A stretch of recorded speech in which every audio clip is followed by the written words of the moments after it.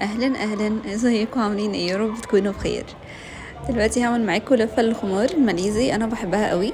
احنا بنعملها بخمار بيكون متر ونص في متر ونص. طبعا عذرا على الدوشه اللي حواليا دي، بس مش عارفه اسجل غير دلوقتي. انا بلف الخمار عادي كانه طرحه، يعني عارفين، بس بجيب كده طرف من الجنب صغير وطرف طويل، وبلفه بقى كأنه عادي بالظبط، ومن قدام بيبقى عامل كده زي سبعة طويلة، وفي نفس الوقت الظهر بيكون ساتر برضو. طبعا انا كل الخمار اللي لابساه تحت او كده مش بكون لابساه في العادي، بس لابساه عشان الفيديو. وبكون لابسه عادي بس بندانه سوري، والبندانه اللي هي بتوقف الخمار. بس كده. هنا بظبط على حسب الطول اللي انت عايزاه، وممكن تنزليها من عند الكتف لو الدريس بتاعك ضيق شويه او حاجه، فتقدري ان انت تنزليه باي طريقه انت عاوزاها.